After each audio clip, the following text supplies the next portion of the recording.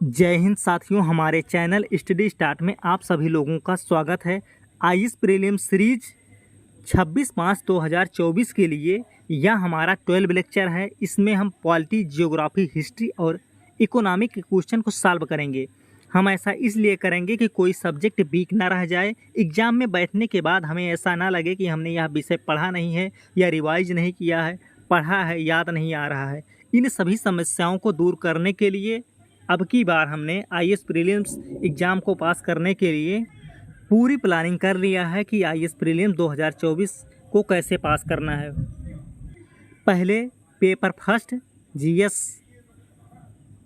के क्वेश्चन को सॉल्व करेंगे, उसके बाद पेपर सेकंड सीसेट के क्वेश्चन को सॉल्व करेंगे। चलिए हम पेपर फर्स्ट जीएस के क्वेश्चन को सॉल्व करते हैं। क्वेश्चन है, भारत का भूगोल से तिब्बत में उत्पत्ति पाने वाली ब्रह्मपुत्र, इरावदी और मेकांग नदियां अपने ऊपरी पाटों में संकीर्ण एवं समांतर पर्वत श्रेणियों से होकर प्रवाहित होती हैं। इन नदियों में ब्रह्मपुत्र भारत में प्रविष्ट होने से ठीक पहले अपने प्रवाह में एक यू टर्न लेती हैं। यह यू टर्न क्यों बनता है? ऑप्शन नंबर ए, वलित हिमालय श्रेणियों के उत्थान के कारण।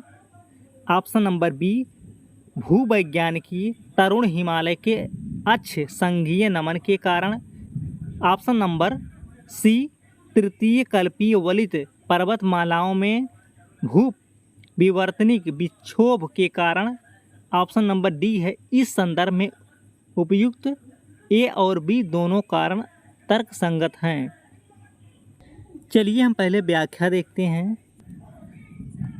ब्रह्मपुत्र, इरावी एवं मेकांग तिब्बत से अगुआ वाली तीन प्रमुख नदियां हैं। इनमें इरावदी म्यांमार और मेकांग दक्षिण पूर्व में एशिया के Thailand, Cambodia, Laos, Myanmar, Vietnam तथा चीन से होकर बहती हैं। ब्रह्मपुत्र नदी का उद्गम कैलाश पर्वत के समीप से होता है तथा आरंभ में यह पूर्व की ओर हिमालय पर्वत के उत्तरी भाग के समानांतर बहते हुए नामचा बारवा अरुणाचल प्रदेश में के समीप अचानक यू टर्न लेते हुए दक्षिण की दिशा में भारत में प्रवेश करती हैं और असम में पश्चिम की ओर बहते हुए अंततः बांग्लादेश में प्रवेश कर जाती हैं। हिमालय के पूर्वी भाग में अरुणाचल प्रदेश के नामचा बारवा पर्वत के समीप दक्षिण की ओर अक्ष संघीय अवनमन है। हिमालय की इसी आकारिकी का अनुसरण कर ब्रह्मपुत्र नदी भी नामचा बारवा के समीप भारत में प्रवेश कर जाती है। सही ऑप्शन है ऑप्शन नंबर बी, भूवैज्ञानिकी तरुण हिमालय के अक्ष संघीय नमन के कारण। चलिए हम भारत का भूगोल से दूसरा क्वेश्चन हल करते हैं। क्वेश्चन है, निम्नलिखित नेशनल पार्कों में से किस एक की जलवायु उष्णकटिबंधीय से उपोष्ण, शीतोष्ण और आर्कटिक तक परिवर्तित होती है? ऑप्शन है Kanchenjunga national park. Option number B है Nanda Devi national park. Option number C है Neora valley national park. Option number D है नामदफा नेशनल पार्क। सही ऑप्शन है option number D, Namdapha national park. चलिए हम देखते हैं नामदफा राष्ट्रीय उद्यान। यह उद्यान उत्तर पूर्वी, मैप में देखिए, उत्तर पूर्वी हिमालय में अरुणाचल प्रदेश के चांगलांग जिले में स्थित है। यह उद्यान सघन वर्षा के क्षेत्र में स्थित है। वर्षा ऋतु में मई से अगस्त तक होती है। यहाँ जो वर्षा ऋतु होती है मई से अगस्त तक होती है। यहाँ के वन उष्णकटिबंधीय सदाबहार एवं अर्ध सदाबहार वन हैं। ये है नामदफा राष्ट्रीय उद्यान और ये इसकी लोकेशन है अरुणाचल प्रदेश के चांगलांग जिले में स्थित है। यहाँ ध्यान दीजिए मैप में, यहाँ की वनस्पतियाँ बढ़ती ऊंचाई के अनुसार बदलती रहती हैं। निचली ऊंचाई पर जहाँ उष्णकटिबंधीय आर्द्र पर्णपाती वन पाए जाते हैं, वहीं बढ़ती ऊंचाई के साथ शीतोष्ण एवं अल्पाइन वन भी पाए जाते हैं। इसकी इसी विशेषता की वजह से जो है ऑप्शन नंबर डी सही है, नामदफा नेशनल पार्क। क्वेश्चन है भारतीय राज्य व्यवस्था एवं शासन से, भारत में न्यायपालिका का कार्यपालिका से पृथककरण किससे विभेद है, व्यादेशित है। ऑप्शन नंबर ए संविधान की उद्देशिका द्वारा, ऑप्शन नंबर बी राज्य की नीति के निर्देशक तत्व द्वारा, ऑप्शन नंबर सी है 7वीं अनुसूची द्वारा, ऑप्शन नंबर डी है परंपरागत व्यवहार द्वारा।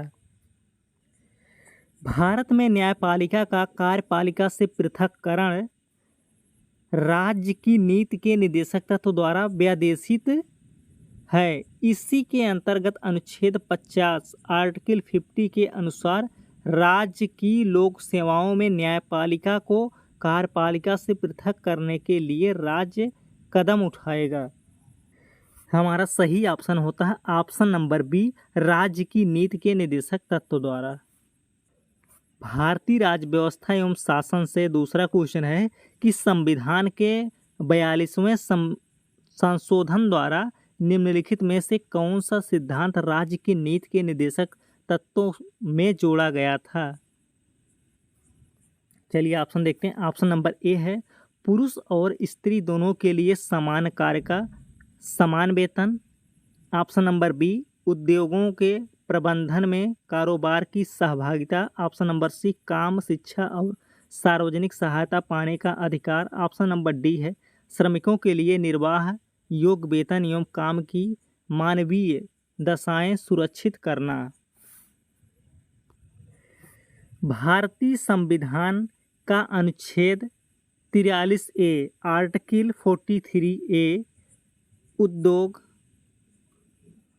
प्रबंधन में कारोबार की भागीदारी से संबंध है और इसका उल्लेख भारतीय संविधान के भाग 4 में राज्य के नीति निर्देशक तत्वों के तहत किया गया है। यह अनुच्छेद 42वें संविधान संशोधन अधिनियम 1976 के द्वारा सम्मिलित किया गया। सही ऑप्शन है ऑप्शन नंबर बी उद्योगों के प्रबंधन में कारोबार की सहभागिता।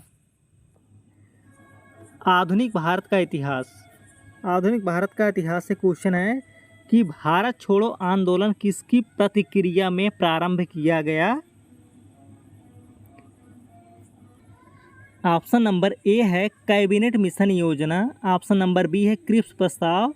ऑप्शन नंबर सी है Simon commission report. Option number D है वेवेल योजना।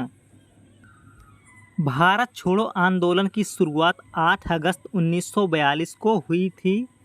प्रस्तुत विकल्पों में कैबिनेट मिशन योजना 1946 की है, साइमन कमीशन रिपोर्ट 1930 की है तथा वेवेल योजना 1945 में आई और क्रिप्स मिशन मार्च 1942 में भारत आया। इसलिए उपरोक्त विकल्पों में से भारत छोड़ो आंदोलन की संगत क्रिप्स मिशन से ही बैठाई जा सकती है। तो क्वेश्चन था कि भारत छोड़ो आंदोलन किसकी प्रतिक्रिया में प्रारंभ किया गया था। सही ऑप्शन है ऑप्शन नंबर बी क्रिप्स प्रस्ताव।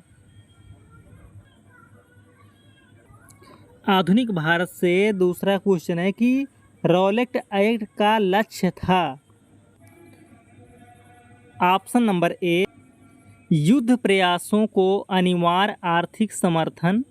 ऑप्शन नंबर बी बिना मुकदमा चलाए बंदी बनाना और मुकदमों की सुनवाई संक्षिप्त प्रक्रिया द्वारा।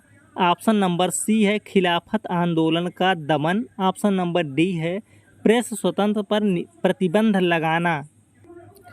ब्रिटिश सरकार ने क्रांतिकारी और राष्ट्रवादी भावनाओं को कुचलने के लिए सिडनी रॉलेट एक्ट की अध्यक्षता में 1919 में एक रॉलेट एक्ट पारित किया। इस एक्ट के तहत किसी भी व्यक्ति को संदेह के आधार पर गिरफ्तार करना, मुफ्त रूप से मुकदमा चलाना आदि प्रावधान शामिल थे। सही ऑप्शन है ऑप्शन नंबर बी बिना मुकदमा चलाए बंदी बनाना और मुकदमों की सुनवाई संक्षिप्त प्रक्रिया द्वारा। आर्थिक और सामाजिक विकास से क्वेश्चन है कि यदि आरबीआई प्रसारवादी मौद्रिक नीति का अनुसरण करने का निर्णय लेता है तो वह निम्नलिखित में से क्या नहीं करेगा। कथन फर्स्ट है वैधानिक तरलता अनुपात को घटाकर उसे अनुकूलित करना। सेकेंड कथन है सीमांत अस्थायी सुविधा दर को बढ़ाना। थर्ड कथन है बैंक दर को घटाना तथा रेपो दर को भी घटाना। नीचे दिए गए कूट का प्रयोग कर सही उत्तर चुनिए। ऑप्शन ए है केवल फर्स्ट और सेकंड, ऑप्शन बी है केवल सेकंड, ऑप्शन सी है केवल फर्स्ट और थर्ड, ऑप्शन डी है फर्स्ट सेकंड और थर्ड। अर्थव्यवस्था में समग्र मांग एवं आर्थिक समृद्धि को बढ़ाने के लिए ब्याज दरों में कटौती कर मुद्रा की आपूर्ति को बढ़ाना प्रसारवादी मौद्रिक नीति का अनुसरण करना कहलाता है। वैधानिक तरलता अनुपात, नगद आरक्षित अनुपात, बैंक दर एवं रेपो दर, रिवर्स रेपो दर एवं सीमांत अस्थायी सुविधा दर आदि को घटाकर अर्थव्यवस्था में तरलता में वृद्धि परिणामतः समग्र मांग में वृद्धि की जा सकती है।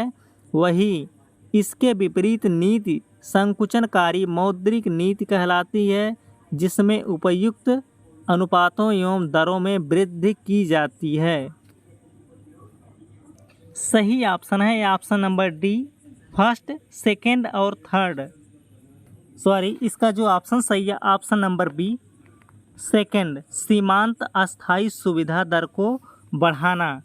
इस क्वेश्चन में पूछा था कि क्या नहीं करेगा।